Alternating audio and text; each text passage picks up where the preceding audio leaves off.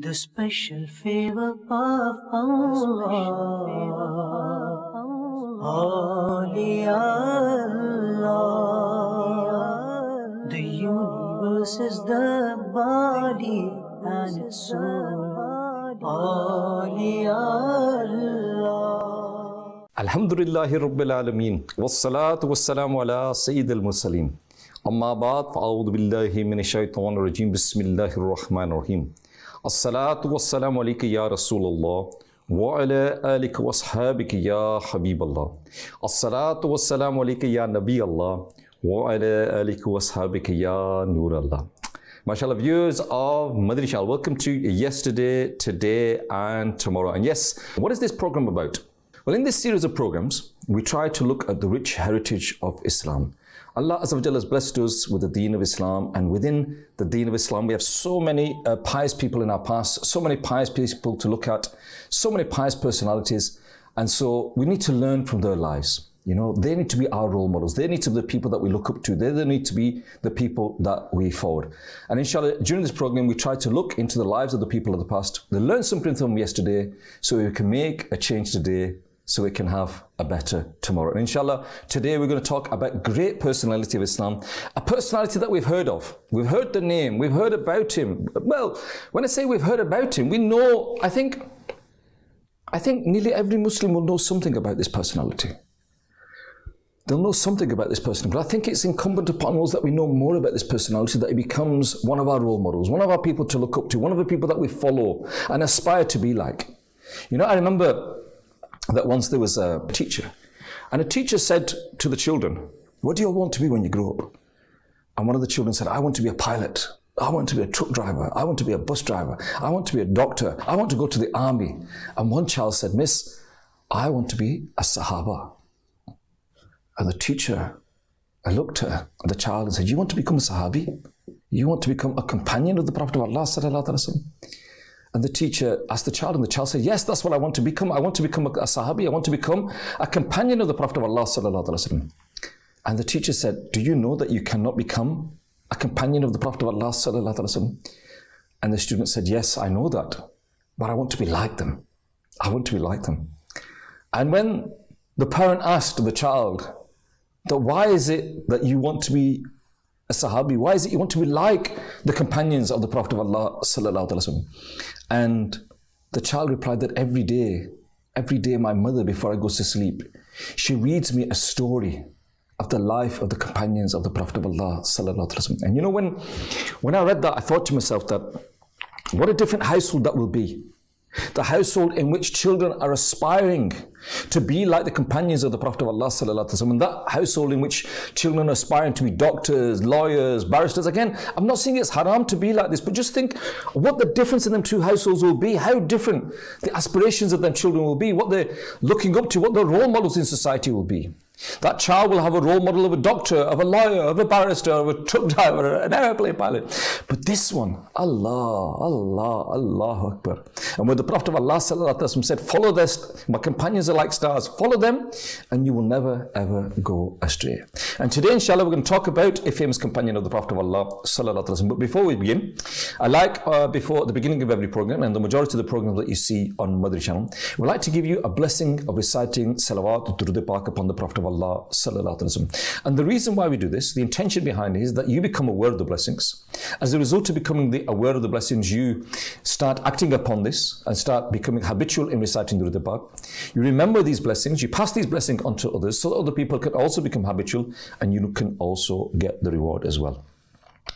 Today's blessing that we're going to give you is that the final Prophet of Allah sallallahu alaihi wasallam said that whoever wishes that Allah Azza wa Jalla is pleased with him when he is presented in his court, he should recite salat in abundance. Now the pious predecessors have put a figure on this. They said that if you want to be amongst those people that are counted amongst those that when the Prophet of Allah sallallahu alaihi wasallam says in abundance, then you need to recite Durud Pak at least 313 times a day. And that 313 times a day relates, is a nisbah of the people that were in the battle of Badr. There was 313 against the thousands of the non-Muslims in that battle. And so if you recite Durud al-Pak 313 times a day, then inshaAllah Azza wa Jal, you'll be counted amongst those people that recite salawat, recite Durud al-Pak upon the Prophet of Allah sallallahu alaihi wasallam in abundance. Now the companion that we're going to talk about today, I'll tell you a little bit about him from. Let me see, I've got a little bit of write-up here about him. We're going to talk about none other than Sayyiduna Hazrat Ali radiallahu anhu. And Sayyiduna Hazrat Ali radiallahu anhu, who was he? He was the cousin of the Prophet of Allah sallallahu alaihi wasallam. He was also the son-in-law of the Prophet of Allah sallallahu alaihi wasallam. He was married to Sayyidina Fatima radiallahu anha, and he was also the father of Sayyidina Imam Hassan and Sayyidina Imam Hussein radiallahu anha. And he was the fourth Khalifa of Islam. He accepted Islam at the age of 10 years of age, and his father named him Ali. The Prophet sallallahu alaihi wasallam gave him the title Asadullah, which means the Lion of Allah. And Sayyidina Ali attained martyrdom on the 21st of Ramadan. And in today's program, inshallah, we're going to learn a little bit about his life. And I'm hoping in that when we learn a little bit about his life, his characteristics, his habits, the way he lived his life, I want us to try and think to ourselves that if we know that these were great personalities, great leaders of Islam, great personalities of Islam, people that were guaranteed paradise during the lifetime of the Prophet of Allah sallallahu alaihi wasallam, then surely there must be something in them. And without doubt there is. There's things in them that if we try to aspire them, then inshallah we can also be amongst those fortunate people that can enter paradise without accountability. It's narrated that one day, during the reign as the Khalifa, the fourth Khalifa of Islam, Sayyidina Hazrat Ali radiallahu anhu, he went to the marketplace. So picture the scene, he's the Amir al-Mu'mineen, he's now the Khalifa now, he's the leader of the believers, he's the leader of the Muslims. And he went to the marketplace, and there he saw a woman crying. And he said to the woman, why are you crying? And she said that I am a slave, and I purchased some dates from my master, and I purchased it from such and such shopkeeper. However, when I went home, the dates, when my master looked at the dates, he wasn't happy with them, and he told me to take them back. And now that I've brought them back, the shopkeeper is not willing to take the dates back. And this has caused me to be in this state that I'm upset and I'm crying and I'm in a state of anxiety. Now, Sayyidina Hazrat Ali, he interceded on behalf of this slave girl. And he went to the shopkeeper and he said to the shopkeeper, accept the dates and return this poor slave girl's dirhams. She is a slave and she cannot exercise her own will. Now, before we go a little bit further here, Sayyidina Hazrat Ali, he was a very humble person. And he didn't have like a large security entourage with him. You know, he comes into the marketplace and he's got 10 people on this side, 10 people on this side, 10 people in front and 10 people. He came on his own. He was on his own moving amongst the marketplace. He didn't have any protocol. He didn't have an entourage with him into there. And he came to the marketplace like a normal person. And therefore the day seller did not recognize him. And when Sayyidina Ali intervened on behalf of the slave girl, the shopkeeper actually pushed him. And the shopkeeper actually pushed him away. And some of the people in the marketplace who knew who Sayyidina Hazrat Ali was, they said to the shopkeeper, do you know what you've just done? Do you know who you've just pushed? And he replied, I don't know. What are you talking about? Who is this person? And when the people said to him that this person that you've just pushed, he is the leader of the believers, Sayyidina Hazrat Ali radiallahu anhu. Allahu Akbar. Now that person, he became worried because now he'd pushed the leader of the believers, he pushed the Amir al-Mu'mineen. And he quickly went to Sayyidina Hazrat Ali, helped him, he accepted the dates from the slave girl, gave her the dates, the money back that she had purchased them from. And then he came to Sayyidina Hazrat Ali and he said, please, please respect yourself. I wish that I want you to become pleased with me. Please tell me something that I can do that will make you pleased with me. Yeah. Sayyidina Hazrat Ali, he responded that if you want to please me, then fulfill the rights of people properly. Fulfill the rights of people properly. Now, there is so much that we can learn from this. There's so much to learn. First of all, look at the humility, the humbleness of Sayyidina Hazrat Ali radiallahu. Despite being the leader of the faithful, the Khalifa of the Muslims, he came to the marketplace on his own as a normal person. without any protocol, without any security, without any other. And secondly, reflect upon how the man shoved him, which was disrespectful, yet he did not punish him in return. This is the Amir al-Mu'minin. He could have got up and said, grab hold of that person, remove his head, put him in prison. He could have done anything. But no, he didn't. No, he didn't. He didn't do any of those things. And thirdly, we also see that he, defended the rights of this slave girl. He went to help this slave girl. And it said that regarding Sayyidina Hazrat Ali radiallahu, that despite being the leader of the faithful, when he would visit the marketplace, if someone dropped an item, he would pick it up and give it to the person. If a person lost his way, he would give them directions. If someone was carrying a heavy load, he would help them. And these are the characteristics that we see of Sayyidina Hazrat Ali radiallahu. And we ask ourselves now, that if we are in a similar situation, would we be like that? Would we have that same sort of mindset? Now, you see that some people that may be considered poor or not rich, they may have this. But as soon as someone has status and someone has power, as soon as has wealth, then does he have this humility inside him? Does he have this humbleness inside him? Does he, all of a sudden he has this arrogance inside him? And we should never have this inside us. Instead, we should help the creation of Allah Azza wa Jal, serve people and aid the poor people. Nowadays, people actually feel embarrassed to carry out their own tasks, let alone helping others. When we see people, now because I've got everything, why should I carry? I don't need to carry anything. I've got people to carry things for me. I get people to bring things for me. I don't need to do these things. And everybody all of a sudden is like a boss, a leader. But again, we see that the pious people of the past, they would carry out their own tasks. Did the companions of the Prophet of Allah sallallahu alaihi wasallam not help the household? Did the Prophet of Allah sallallahu alaihi wasallam not help the household? Yes, he did. If they think it's wrong, he's had to go, he's gone to get some water for himself. What is this? This is not an Islamic mentality, that you are the king of the house, that you shouldn't be doing anything. No. That you are the king, that you should not be doing any of your own chores. No, this is not the Muslim mentality. This is not what our pious predecessors taught us. Our pious predecessors taught us that they helped in the household, they helped the family members in the household. They helped with the chores. Yes, obviously when they were out doing their own work, then obviously then at that time, but this is what they weren't like so high and mighty of themselves that I can't even get a glass of water myself. And we see that now in our culture. And I say culture, I'm not saying our deen, this is not our deen. This is our culture that this has crept into. That people are now so proud of themselves. So proud of themselves that I won't do this, and they show off. Yeah. They show off and say, well, you know what, I've got time to go and get a glass of water, my family members get me a glass of water. I've got time to do this, I've got time, I'm too busy. I've got my phone, I've got these messages to answer, I've got this to do, I've got time to make myself a cup of coffee or make myself a cup of tea. And they're showing and telling people that this is what they are. This is not being humble. And sometimes we need to learn from others. I remember working in a company, and in this company, it was one of the biggest companies in the UK that was owned by a single person. A lot of companies there, the big companies, they're on the stock exchange and they've got shares in them and people. And this was one of the biggest companies that was owned by an individual. And I remember what happened was that during the winter holidays, they issued a report. And in that report, it said that the managing director, the owner of the company, the director of the company, had this year taken out an £18 million bonus. £18 million bonus. And I'm going back and I'm thinking maybe 15, 20 years, maybe 20 years ago. Yeah? And what happens here is, traditionally, in the office started about 8:30, 8:45. About 10 o'clock, people have a cup of tea. And in the afternoon, people have a cup of tea about 2, 30, and they have the lunch. What happens is we make our own tea. And this is, again, in some cultures, this is alien, that you make your own tea. You've got the people that go and make, we make our own tea. And what happens is because in English tea, you have the hot water, you have the tea bag, they have the sugar, the milk. And we'd go into the kitchen and we'd have our mug and we'd get the tea bag in and then we'd put the hot water and then we'd put some sugar in and then we'd put some milk in. It'd be like a little like a conveyor belt system, a queue system. And I remember once being in the queue and that person, I'm going to mention his name, who'd taken an £18 million bonus, he came in and he joined the queue.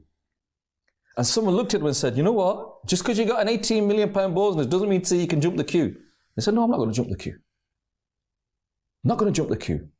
And so we see that people today have this inside. And why have we not got it? Why have we lost it? Our deen taught us this. Our pious predecessors taught us this. The companions of the Prophet of Allah sallallahu alaihi wasallam taught us this. The Prophet of Allah sallallahu alaihi wasallam taught us that. We have lost it. And then we wonder why we're facing the problems that we're facing. Why we've not got any happiness in our households. Why is it when we come home and our wives run to the kitchen to get out of the way, our children scupper up to the bedrooms because they're scared of being with the father? Because we're so harsh and stern with them that they're scared of us. People are scared of meeting us. People are scared of coming to see us. People are scared of talking to us because we're going to rebuttal them. We're going to tell them off. And why are you speaking to me like that? Don't you dare come and speak to me. Go and see him. Who are you? What is this? Have this humbleness inside us. And this is just one example. This is just one example. There's probably in each companion, probably hundreds, maybe thousands of examples. And we learn from this example that Sayyiduna Hazrat Ali, he said to the date seller that if you want to please me, then fulfill the rights of people properly. This is a message for all of us. If you want to please Sayyidina Hazrat Ali radiallahu anhu, if you want to be amongst those people that love and respect Sayyidina Hazrat Ali radiallahu anhu, then fulfill the rights of people properly. And it is understood from this that fulfilling the rights of people is a virtuous and an important act. We should all strive to fulfill the rights of people. Parents and siblings have rights too. Islam has given rights to our neighbors, friends, the people of our locality, shopkeepers, consumers, everybody. We must all fulfill the rights. What happens is we remember our rights, that I've got a right, he should do this for me, he should do this for me, he should do this for my children, my parents. We all remember the rights that we have, but we don't remember the responsibilities that we have. We know what rights I have over them. But what about your responsibilities to them? What about them responsibilities? This is a two-way street. It's not a one-way street. You have to fulfill their rights and they have to fulfill your rights. Not that they have to fulfill your rights and you're going to sit high and mighty. No, we have to fulfill the rights of people as well. Sayyidina Imam Muhammad al-Ghazali rahmatullah has mentioned the rights of people in detail in the second volume of Ihya Ulum. And if we read this book, if we read from this book, then inshallah we will acquire a lot of knowledge of information concerning this matter and form the mindset to fulfill the rights of people properly. A whole volume has been written on how to fulfill the rights of this. In fact, books have been written. Books have been written about this, of how we should fulfill the rights of people. And this rights of people is not just those people in your house, not just your spouse, your children, your parents, your grandchildren, your siblings, your neighbors, your colleagues, your shopkeeper, the people that you buy with, the people that you sell to, the people that you trade with, everybody that you meet and associate with, they all have rights over you. Muslims have rights over you. Muslims have rights over you. You need to fulfill their rights as well. But we need to become aware of them. And to become aware of them, we need to have that knowledge. And we've said it many times on Madani Channel that we know how to fill in a visa application form. We know how to fill in a passport application form. We know how to fill in a claims form. We know how to get income support, credit support, what are all these tax allowances, whatever, I don't know what they all are. All of these things. We know how to do all these things. We've researched this. We've spent time finding out, asking people, how do I do this? How can I get this? How can I? And we ask all these questions. When do we sit down and ask, what are my rights to my parents? What are my rights that I need to, what are my responsibilities to my parents, responsibility to my children, responsibility to my spouse, responsibility to my neighbors? Why do we not find this out? And you cannot, and people have this thing that, on the day of judgment, what will happen is, if I'm questioned, I'll say, well, I didn't know. I didn't know. Ignorance is not bliss. People say ignorance is bliss. People say that if I say I don't know, then I can get away with it. No. It's not as simple as that. And I'll prove it to you. You try driving on the motorway at 100 miles an hour, and when the police stop you, and they say, do you realize you were speeding? You say, I'm sorry, I didn't know. No? What, speed limit was 70? Sorry, I didn't know the speed limit was 70. No, I didn't know the speed limit was 70. Do you think they're going to let you go? That you say, well, I'm sorry, I didn't know the speed limit was 70, I'm traveling on, I'm sorry, I didn't know. You're still going to get booked. Ignorance isn't bliss. People say, oh, ignorance is bliss. Ignorance isn't bliss. It is obligatory upon us to have this knowledge. To know what the rights that we have to fulfill of others. To know what Sharia tells us how to fulfill the rights of others. Not only the rights, but also other things. Our obligatory acts, our salah, our wuzu, our ghusl, our namaz, all of these things to make sure we have that knowledge. You cannot on the day of judgment say, well, I didn't know. And if you think you can get away with it then try and get away with it here first, that I didn't know. That by going 100 miles an hour, I'm not going to get booked. You will get booked. If the police stop you, you will get booked. I'd love you to try it. Try say to the policeman, I didn't know. and see what happens. You get your license taken off you. But you didn't know. You didn't know the laws of this land and you're driving. Remove your license, strip the license off you. But when it comes to other things, when it comes to the deen of salah, oh, I didn't know. That doesn't work. Viewers of the channel, we're going to take a small break now, inshallah. We're going to go to a small package, inshallah. When we come back, we'll continue with the topic of the day. Sallu ala al-Habib, sallallahu ta'ala ala Muhammad, sallallahu alayhi wa sallam. Dear viewers of Madani Channel, Amirul Mu'mineen, Sayyiduna Ali radiallahu ta'ala anhu, the Lion of Allah, was born in Makkatul Mukarramah, Zadahallahu Sharfan wa Ta'azima. His mother, Sayyidatuna Fatima binte Asad radiallahu ta'ala anha, named him after his father's name, Haider, whereas his father named him Ali. Holy Prophet sallallahu ta'ala alaihi wasallam granted him the title of Asadullah.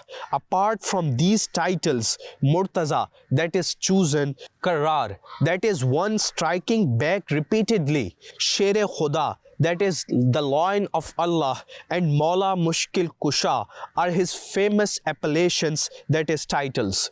Sayyiduna Ali radiallahu ta'ala anhu is a paternal cousin of the most noble Prophet sallallahu ta'ala alaihi wasallam. The kunya of the fourth caliph of Islam, Sayyiduna Ali bin Abi Talib radiallahu ta'ala anhu, is Abul Hasan and Abu Turab. He radiallahu ta'ala anhu is a son of the Holy Prophet's paternal uncle Abu Talib. After 30 years of Amul Fil, when the Holy Prophet sallallahu ta'ala alaihi wasallam was 30 years old, Sayyiduna Ali radiallahu ta'ala anhu was born inside the Holy Kaaba on Friday, the 13th of Rajab. The name of his mother is Sayyidatuna Fatima binte Asad radiallahu ta'ala anha. He radiallahu ta'ala anhu was only 10 years old when he came into the fold of Islam. He radiallahu ta'ala anhu was raised in the household of the Holy Prophet sallallahu ta'ala alaihi wasallam. He radiallahu ta'ala anhu remained active in supporting the Holy Prophet sallallahu ta'ala alaihi wasallam and promoting the religion of Islam throughout his life. He radiallahu ta'ala anhu had a distinguished reputation because of being amongst the Muhajireen Awwaleen and the Ashara Mubashara, and possessed many other remarkable attributes. He radiallahu ta'ala anhu took part with exceptional bravery in the battles of Badr, Uhud and Khandaq, and a great many renowned and brave warriors of unbelievers, Kuffar, were hurled into hell through valiant strikes of his unique sword named Zulfiqar. After the martyrdom of Amirul Mu'mineen, Sayyiduna Usman Ghani radiallahu ta'ala anhu, the Ansar and Muhajireen pledged the bay'ah, submission and pledge of allegiance to Sayyiduna Ali radiallahu ta'ala anhu, and elected him as the Amirul Mu'mineen, commander and leader of the believers, who held the office of Khilafat for 4 years, 8 months and 9 days. Sallu ala al-Habib, sallallahu ta'ala ala Muhammad, sallallahu alayhi wa sallam. Sallu ala al-Habib, sallallahu ta'ala ala Muhammad, sallallahu alayhi wa sallam. MashaAllah, viewers of Madani Channel, you're watching yesterday, today and tomorrow. Allahu Akbar. Today we're talking about Sayyidina Hazrat Ali radiallahu anhu, and there are many hadiths praising Sayyidina Hazrat Ali radiallahu anhu, his characteristics, his qualities, his attributes. And I'm going to relate a few with you now as well.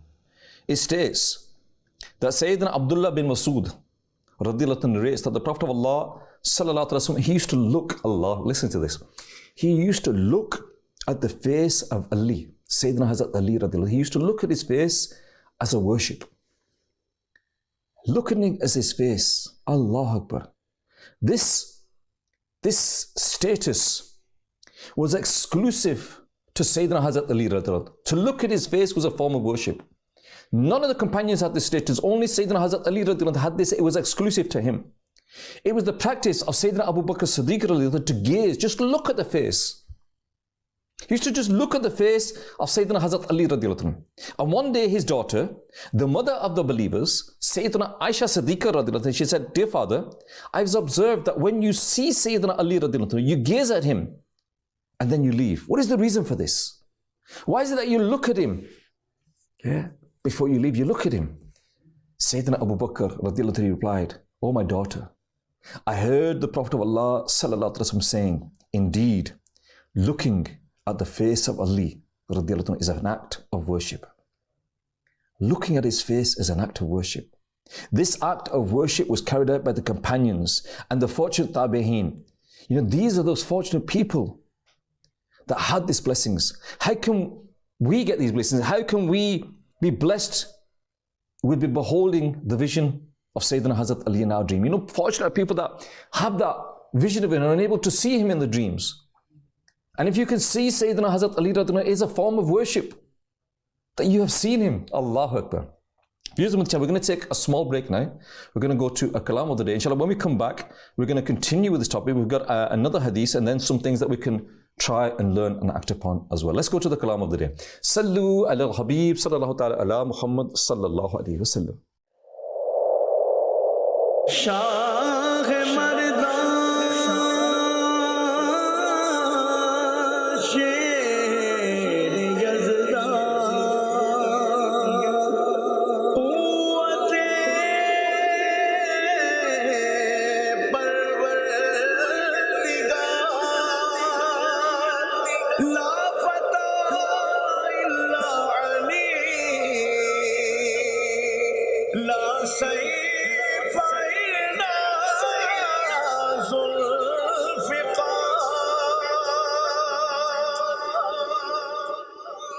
خدا کے شیر محمد کے افتخار علی ہے، کائنات ولایت کے تاجدار علی.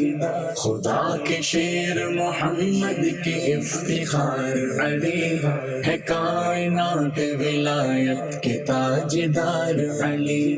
علی علی علی علی علی علی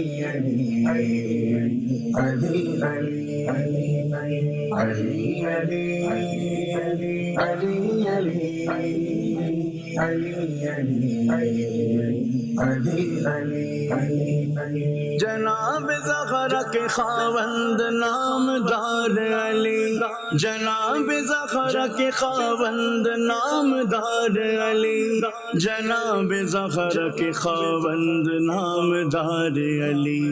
حسن حسین کے بابا ذی وقار علی، حسن حسین کے بابا ذی وقار علی. خدا کے شیر محمد کے افتخار علی ہے، کائنات ولایت کے تاجدار علی. علی علی علی علی محبت شگ کونین کا مدار علی، محبت شگ کونین کا مدار علی، محبت شگ کونین کا مدار علی. ہماری روح کی ایمان کی پکار علی، ہماری روح کی ایمان کی پکار علی. خدا کے شیر محمد کے افتخار علی ہے، کائنات ولایت کے تاجدار علی. علی علی علی علی علی علی. یہ مرتبہ ہے تمہارا با اختصار علی، یہ مرتبہ ہے تمہارا با اختصار علی، یہ مرتبہ ہے تمہارا با اختصار علی. خدا کی تم ہو تمہارا ہے کردگار علی، خدا کے تم ہو تمہارا ہے کردگار علی. خدا کے شیر محمد کے افتخار علی ہے، کائنات ولایت کے تاجدار علی. علی علی علی علی علی علی علی علی نہ غم کرو سر محشر تمہیں علی والو، نہ غم کرو سر محشر تم اے علی والو، نہ غم کرو سر محشر تمہیں علی والو، کریں گے بیڑا تمہارا بھی آ کے پار علی، کریں گے بیڑا تمہارا بھی آ کے پار علی، خدا کے شیر محمد کے افتخار علی ہے، کائنات ولایت کے تاجدار علی علی علی علی علی علی علی علی مچل رہا ہے میرا دل زیارت در کو، مچل رہا ہے میرا دل زیارت در کو، مچل رہا ہے میرا دل زیارت در کو، دکھائیے کبھی اپنا مجھے دیار علی، دکھائیے کبھی اپنا مجھے دیار علی، خدا کے شیر محمد کے افتخار علی ہے، کائنات ولایت کے تاجدار علی علی علی علی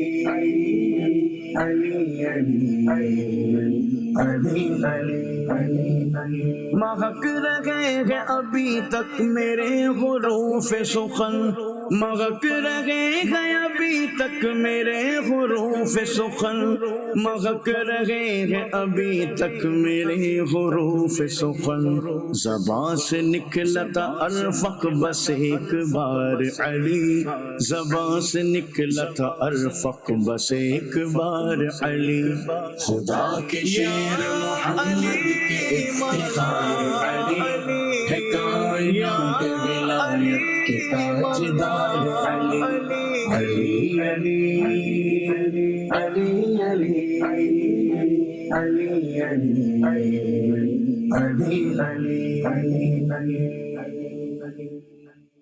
صلو علی الحبیب صلی اللہ تعالی علی Muhammad sallallahu alayhi wasallam. MashaAllah, viewers of Madani Channel, you're watching yesterday, today and tomorrow. And we are looking into the past, looking at our pious predecessors, looking at the rich heritage that we have in our pious predecessors. And today we're talking about the companions of the Prophet of Allah sallallahu, one of the greatest companions of the Prophet of Allah sallallahu alaihi wasallam, none other than Sayyiduna Hazrat Ali radiyallahu anhu. And we mentioned a few hadiths before that, and we mentioned about his character, that how humble he was, and how helpful he was, and how kind he was. And we also mentioned the fact that the Prophet of Allah sallallahu alaihi wasallam said that just to look at him was a form of worship, and this was exclusive to this particular companion of the Prophet of Allah sallallahu alaihi wasallam. In a hadith of Sahih Muslim, narrated by Sayyidina Ali radiyallahu anhu himself, he said, "By the one who splits the seed, I brings forth a tree from a seed, and he created the soul. Indeed, the Prophet of Allah sallallahu alaihi wasallam has promised me that none except a believer will love me, and none except a hypocrite will love him." Allahu Akbar. We see, all viewers of Madani Channel, all lovers of the companions, all lovers of the Ahl Bayt, it is evident from this hadith that love for Sayyidina Hazrat Ali radhiyallahu is a sign of faith. It is a sign of faith, and hatred for him is a sign of hypocrisy. Allama Ibn Hajar rahmatullah ta'ala has narrated that it was a practice of the noble companions to determine a faith or a hypocrisy by the hatred of Sayyidina Hazrat Ali radhiyallahu. Whenever they saw someone who had any animosity towards Sayyidina Hazrat Ali radhiyallahu, they would know that this person was a hypocrite. That this person was a hypocrite. And I pray to Allah Azza wa Jalla that Allah grant us the true love for Sayyidina Hazrat Ali radhiyallahu. Make us amongst those fortunate people, and make our hearts have that love for him inside us. One thing that must be kept in mind here is that not every kind of love for Sayyidina Hazrat Ali radiallahu brings salvation. Some forms of love for Sayyidina Ali radiallahu result in a person's ruin rather than the bring about of salvation. It is mentioned in a hadith narrated by Sayyidina Hazrat Ali radiallahu that one day the Prophet of Allah sallallahu alaihi wasallam said, he called me and he said, "O Ali radiallahu, the example of Isa alayhi salam is in you. The Jews harbored a hatred for Isa alayhi salam to the extent that they slandered his mother. Astaghfirullah. And the Christians, they loved Isa alayhi salam to the extent of elevating him to a position which was not his." After narrating this hadith, Sayyidina Hazrat Ali radiallahu, he said, "O people, listen. In relation to this, two types of people will be ruined. Those that go to extremes in their love for me, they will attribute to me qualities which are not in me. Those who harbor hatred for me, the hatred will lead them to slander me." Mufti Ahmad Yar Khan Nimi Rahmatullah narrates with regards to this hadith. He said, love for Sayyidina Hazrat Ali radiallahu is a principle of faith, but impermissible exaggeration in love is a bad thing. However, hatred for Sayyidina Hazrat Ali radiallahu is an absolutely forbidden thing. In fact, it is sometimes kufr to go to this hatred towards Sayyidina Hazrat Ali radiallahu. And we know from this, we come to learn that the love for Sayyidina Ali radiallahu, which causes a person to exceed the limits of Sharia, does not bring about salvation, nor is it a sign of faith. Rather, this love leads a person towards destruction. True love of Sayyidina Hazrat Ali radiallahu is when a person remains within the bounds of Sharia. This is the love which brings about one's salvation. And it's this love which has been declared a sign of faith. Here a question comes to mind. What is true love? What is true love for Sayyidina Hazrat Ali radiallahu? How do we recognize this? In relation to this, the honorable scholars have written a number of requirements and signs, and two of these we're going to mention now. In fact, we're not going to mention now. We're going to go to the final package of the day, and inshallah, when we come back, we'll mention the signs of those people who love Sayyidina Hazrat Ali radiallahu in the correct manner. Let's go to this final package of the day, and when we come back, we'll continue with the topic of the day. Sallu ala al-Habib sallallahu ta'ala ala Muhammad sallallahu alayhi wa sallam. There are many benefits of shaking hands with another Muslim. Let's listen to some of the Madani powers. Number one, it is a sunnah for two Muslims to greet each other with a handshake using both their hands.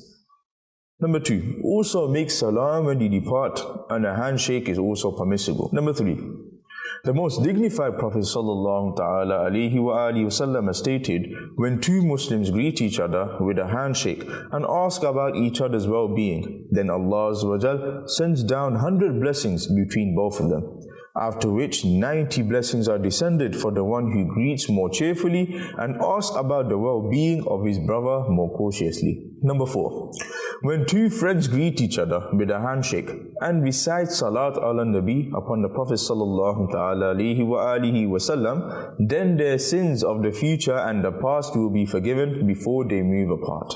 Number five, if possible, recite the following supplication, also doing a handshake having recited Salat ala Nabi. Yaghfirullahu lana wa lakum. In other words, may Allah Azza wa Jal forgive you and me. Number six, the supplication that two Muslims make during a handshake will be answered, Insha'Allah Azza wa Jal, and they will be forgiven before their hands separate, Insha'Allah Azza wa Jal. Number seven, to shake hands with each other eliminates enmity. Number eight, the beloved and blessed Prophet sallallahu ta'ala alayhi wa alihi wasallam has stated, any Muslim who greets his brother with a handshake and they feel no envy for each other, then Allah Azza wa Jal will forgive the past sins of both of them before the hands separate. And anyone who looks at his Muslim brother out of affection and feels no envy, then his past sins of both of them will be forgiven before the sight is over. Number nine, one can shake hands no matter how many times he meets the other person. Number 10, it is not a sunnah to do handshake with only one hand, but rather sunnah is to use both the hands to do a handshake. Number 11, some people do a handshake just by touching the fingers. This is not a sunnah as well. Number 12, it is makruh to kiss one's own hand after a handshake. Islamic brothers should abstain from kissing their own palms after a handshake. Number 13, if a handshake with an amrad or with any person breeds lust, then it is not permissible to shake hands with him. If the sight also breeds lust, then looking at him is also a sin. Number 14. The Sunnah method of shaking hands is that there should be no hindrance of a handkerchief, etc. in between. Both hands should be bare and the palm of one should make contact with that of the other. My dear viewers, in order to learn thousands of sunnahs, buy the 2 books published by Maktabatul Madina, Bahari Shariat Part 16 and Sunnate or Adab. One effective method for learning the Sunnah is to travel in the Sunnah inspiring Madani Qafilas with the devotees of the Holy Prophet Sallallahu Ta'ala Alaihi Wasallam. May Allah Subhanahu Wa Ta'ala give us the ability that we do handshake according to the Sunnah. Ameen bijahin Nabil Ameen Sallallahu Ta'ala Alaihi Wasallam. Sallu ala al-Habib Sallallahu Ta'ala ala Muhammad Sallallahu Ta'ala Alaihi wa ala alihi wa sahbihi wa barak wa sallam. Sallu ala al-Habib Sallallahu Ta'ala ala Muhammad Sallallahu Alaihi Wasallam. Today on Yesterday, Today and Tomorrow, we're talking about the companion Sayyidina Hazrat Ali radhiyallahu anhu. We're talking about now, we're going to talk about how can we show that love and see the signs in showing the love for the Prophet of Allah sallallahu alaihi wasallam in the correct manner. The first requirement or first sign of love for Sayyidina Hazrat Ali radhiyallahu anhu is that alongside having love for him, we should also have love for other companions as well. A person who claims to love Sayyidina Hazrat Ali radhiyallahu anhu, but also says evil things about other companions can never be a true devotee of his. Sayyidina Hazrat Ali radhiyallahu anhu himself, he states, the best of people after the beloved Prophet of Allah sallallahu alaihi wasallam are Sayyidina Abu Bakr Siddiq radhiyallahu anhu and Sayyidina Umar Farooq radhiyallahu anhu. He then stated, love for me and hatred for Abu Bakr, love for me and hatred for Umar cannot gather in the heart of a believer. Allahu Akbar. And it's clear from this that the one who claims to love Sayyidina Hazrat Ali radhiyallahu anhu but speaks ill of Sayyidina Abu Bakr Siddiq radhiyallahu anhu, speaks ill of Sayyidina Umar Farooq radhiyallahu anhu, is false in his claim, and his love for Sayyidina Hazrat Ali radhiyallahu anhu is not true. Sayyidina Abu Muhammad Abdullah Muhtadi Rahmatullah Ta'ala states that he said that I attained the honor of performing Hajj. I heard about an individual in the noble sanctuary who did not drink water, and I was very surprised to hear this. When I met him and asked him the reason behind this, he said that I am a resident of Al-Hila. One night I had a dream in which I saw the bewildering scene of the Day of Judgment, and I find myself to be anxious due to the intense thirst. Somehow I managed to arrive at the blessed pool of the Prophet of Allah sallallahu alaihi wasallam. Sayyidina Abu Bakr, Sayyidina Umar, Sayyidina Usman and Sayyidina Ali radhiyallahu anhu were present there. They were giving people water to drink. He said, I came to Sayyidina Hazrat Ali radhiyallahu anhu because I was very proud of him. I loved him a lot and I considered him superior to the other 3 Khalifas. However, he turned his blessed face away from me. Because I was very thirsty, I repeatedly went to the 3 Khalifas, but each of them turned their face away from me. Then my sight came to the rest upon the Prophet of Allah sallallahu alaihi wasallam. So presenting myself in his court, I said, O Messenger of Allah sallallahu alaihi wasallam, Sayyidina Ali radhiyallahu anhu did not give me water to drink. Rather, he turned away his face. The beloved Prophet of Allah sallallahu alaihi wasallam replied that, how can he give you water? You hold enmity towards my companions. Hearing this, I became certain of the corruptness of my beliefs, and so with utmost remorse I repented at the blessed hands of the Prophet of Allah sallallahu alaihi wasallam, and he gave me a vessel from which I drank. Then my eyes opened. Ever since I drank the water from the hands of the Prophet of Allah sallallahu alaihi wasallam, I no longer ever feel thirst at all. After this dream, I encouraged my family members to repent. I maintained connection with those who repented and accepted the ways of the Ahl Sunnah wal Jamaat and had severe ties with the rest. It is evident from this that the sign of a true Muslim is that he acknowledges the excellence of all of the companions, If a person loves some of the companions and holds enmity towards others, then that person is in a grave error. May Allah Azza wa Jal give us the true love and devotion for all of the companions and all of the Ahl Bayt. May He grant us steadfastness upon this and grant us martyrdom upon the state of devotion in the shade of the green dome. Mufti Ahmad Diyar Khan Naimi Rahmatullah Ta'ala states that one of the signs of true love for Sayyidina Ali radiallahu anhu is that a person emulates him in his action and he does not oppose him. The meaning of this is that a person adopts the action whoever he loves. If someone loves someone, he tries to follow him. Therefore, the one who says he loves Sayyiduna Ali radiallahu anhu should not act just merely by his claim, rather he should follow him in his conduct, in his character, in his speech. For example, Sayyiduna Ali radiallahu anhu was an exceptional scholar, though so we should also seek Islamic knowledge. We should enroll in Jamatul Madinah. We should become a scholar as well. We should encourage our followers to become scholars. We see from Sayyidina Hazrat Ali radiallahu anhu how he followed the Sunnah of the Prophet of Allah sallallahu alaihi wasallam, how he followed, adopted that, and how he loved the Prophet of Allah sallallahu alaihi wasallam. If you want to love someone, you have to follow them. You know, we claim to love the Prophet of Allah sallallahu alaihi wasallam, we don't follow them. We claim to love the companions of the Prophet of Allah sallallahu alaihi wasallam, we don't follow them. We claim to love Sayyidina Hazrat Ali radiallahu anhu, we don't follow them. We make all these claims that we love these people, we love the pious predecessors, we love Ghaus Pak, we love Sayyidi Ala Hazrat, we love all these people. Prove it. Not just by this. Proof is not just in speech, proof is in actions. Show your love in your actions. If you want to claim to love someone, follow them. Sayyidina Hazrat Ali radiallahu anhu had a resolve when it came to supporting the religion. Therefore, those who claim to love him should also strive to serve Islam, propagate the call to righteousness, forbid evil, and maintain high aspirations to aid the religion. Sayyidina Ali radiallahu anhu's speech will be full of wisdom. Hence, we should avoid idle speech. Think of good and do good. This is what Sayyidina Hazrat Ali was about. Sayyidina Hazrat Ali radiallahu anhu, this is how he lived his life. He lived his life and strived for the deen of Islam. You want to show your love? Emulate him. You want to show your love? Follow him. You want to show your love? Do the actions for the state of Islam. Do this. Inshallah, you will see a change. Sayyidina Hazrat Ali radiallahu anhu, he liked to worship in the darkness of the night. In the middle of the night, he would get up and do ibadat.